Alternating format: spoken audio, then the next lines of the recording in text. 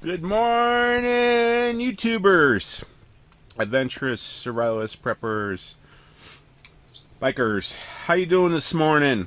Yep, it's morning. It's a Sunday. We are here in Casper, Wyoming, at my new place. I am showing you while the wind's not blowing. It's 6 in the morning, like I said. Inside the cubic 4.0 Russian Bear tent. This tent has been up here a month now. I'm going to get some heat going here. Oh.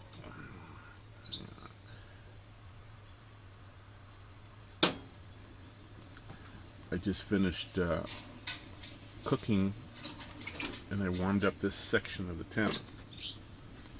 So, as you see inside the tent, we have this middle separator section here, which does zip into place.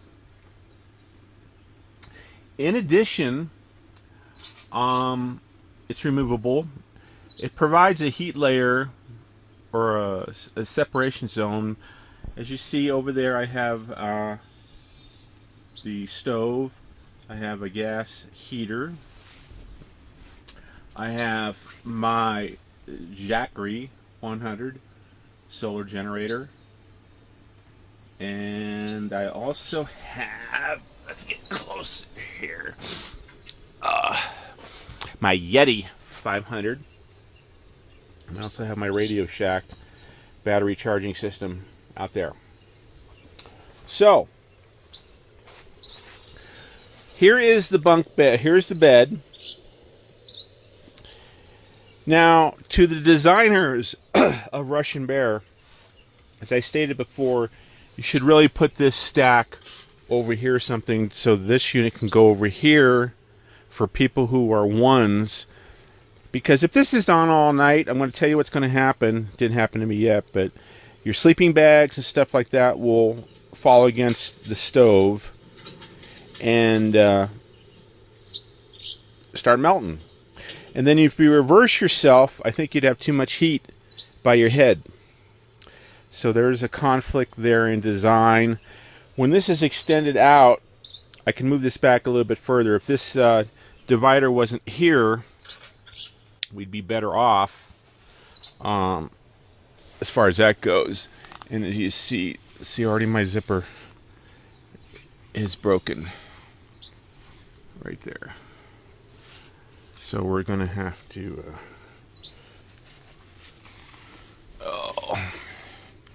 get a hold of Russian Bear.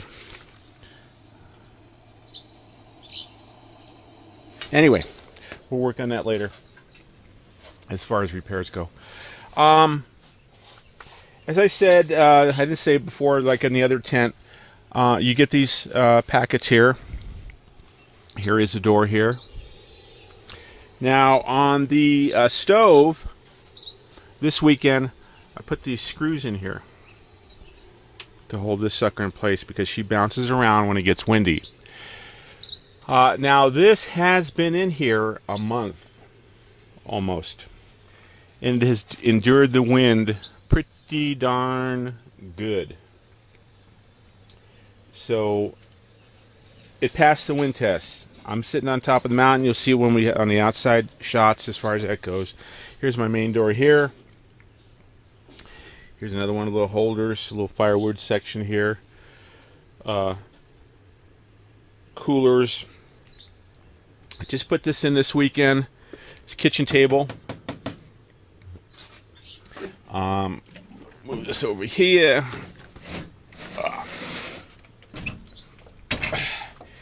And it got 2 sinks. Very cool. Which in turn go into the Home Depot bucket below. Down there. I've got my cordless drill. So this is the Wave 6 heater. I had a Wave 3 in here. Way too small for this size compartment. That Wave 3 may just do fine in the smaller cubid. but for this one, no. There's this 8, a wave 6 and a wave 8. The wave 8 may be the way to go in this particular unit. Now, what I like about the waves is, see the stand on the bottom? You can put that on a stand, and these can mount on the wall. So since I'm going to be putting buildings up here, I will be converting these over, and they hang on the wall. They also have recess kits for construction, so they're not a throwaway item. And here's my little Camp Chef stove. Right now I'm warming up a pizza from last night in there. I did have some other breakfast that I just ate. And so that's it. Remember, guys, when you're up here, have your first aid kits and wound care kits ready to fly.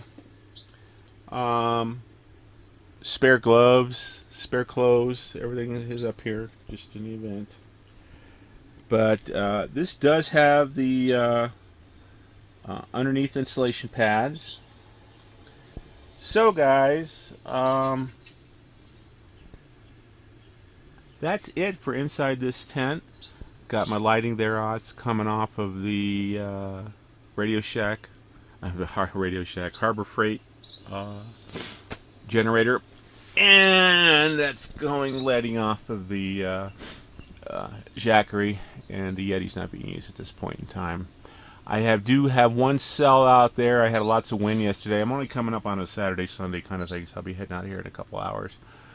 Just wanted to check the status of the tent, and I'll show you that outside when we get to that part of the video. So we'll talk at you later. Bye-bye. Oh, by the way, inside, suggestion to Russian Bear, behind the stove there is a little open square port for letting air in and out. It'd be nice if they allow for cabling for solar systems. So like midpoint in the bottom, an access point for solar, especially one on this side, one on the other side, as I have the sun coming up here this morning. But depending how your tent is pitched and availability to put power into these things, so they got to think a little bit on the solar power charging gamut. So that's it, and we will talk. Morning, YouTubers! It's Sunday. It's about, I don't know, 8 o'clock in the morning. Yeah, 8:10. Boy, I'm good. Here we are in Casper, Wyoming, at my dude digs. And this is the Russian Bear Cupid 4.0 tent with those night reflectors on there gleaming away. Kind of cool on the side of the tent. Okay, guys, as previous episodes, we have showed you the smaller Cupid, which has been over here, and I am on the top of Mount Baldy here, in essence, with the winds in Cheyenne. That this stays clear of snow a lot, so this tent doesn't get much of a snow buildup on it. But it's been up here a month now.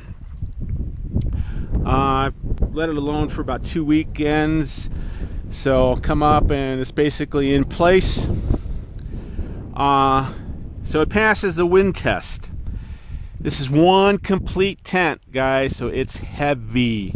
Heavy in the case. It'll have dual tie downs on everything, and I'm using large stakes, which are about as long as that pipe is there. And this mud's getting a little bit on the soft side, so they've been yanking out a little bit here. Double down on everything. Do have one strap main going over the top, and as I was explaining, inside the tent there is a little access here for letting air in. It'd be nice if there was a drawstring attachment on there to allow cabling to go through for solar. And here's the pipe, and you can see my little screws in the pipe. Really necessary to do when you have that stovepipe in there and it's windy, to make sure those things stay in place. So this is the rear door here. Now during summer, if I get rambunctious, I will open up part 2 of this.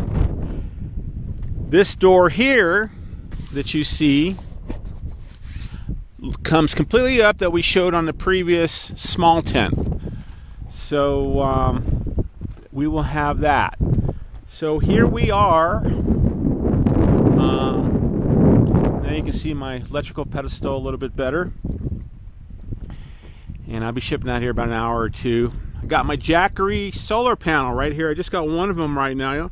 I'm pushing 65 watts with that morning sun charging us up, which is all good. And saw my posted no trespassing signs. Lethal force authorized. Barrett's place. So it's been a project keeping the little signs up there. I've been experimenting different ways to keep signs up. So look at this gorgeous morning here. Wind hasn't started up. Should be clear today. Should be about 50 today. And there's my neighbor over there. Give you a view of the place. A little snow, where it's going. And here's my AT Rubicon with tracks. Thing's a lifesaver, because when those trees start up there, it's a little bit of a snow ride to get over about midpoint. There is where the truck is parked on the outer road. Taking a walk over here, showing you a little bit more of the property today.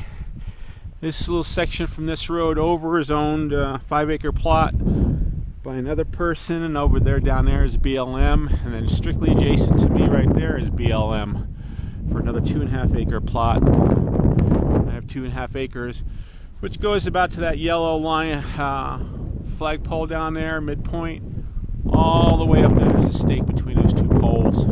I do have telephone cabling that was destroyed by the fire. I'm going to be researching into that, how to maybe get phone line established back in here, because about midpoint, just down that other pole and a half, is a good line coming in. So I just got to worry about from here to here getting line in. So guys, we will catch you later, and explaining my 4.0 cubic from Russian Bear tent, giving you the outside look of it.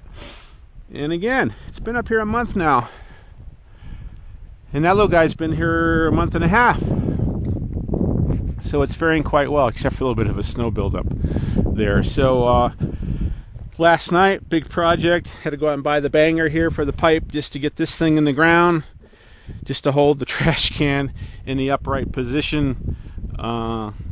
Things you got to worry about: trash. Got this up here from my electrical when that comes in, so I can put temporary power into things. That's what this guy's all about. Got my jet set sled there for towing stuff around. So that'd be it, guys. Subscribe. Any questions you have, please put them down in the comments section, so we can get all those questions answered for you. We will talk at you later. Bye-bye.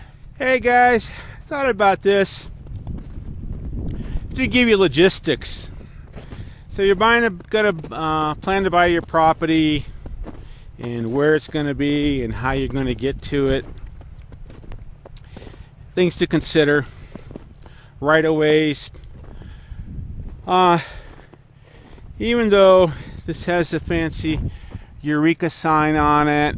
Now here, this is a mountain road. This is cleared every day from 6 in the morning till like 10 o'clock at night. So I have access up until this point. You can't park your vehicle along these roads. There's a ATV up there, and they push the snow up into the embankment there, as you see there. So this is it. This happens to be, here's a private entrance, private road, and technically it is a private road, but technically it's been used. It crosses about 6 or 7 properties, so you have to be cautious of property access. The way this is posted out, right of an eminent domain, would probably prevail if we had a piston war going on as far as access goes. This is the owner of the property in this area, and I have permission from him to park here.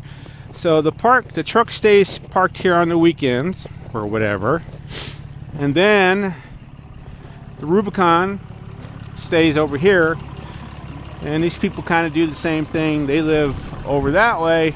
They pick up their vehicle to get to their property, so it takes form of transportation to get down that road. And I'll film the trip one day.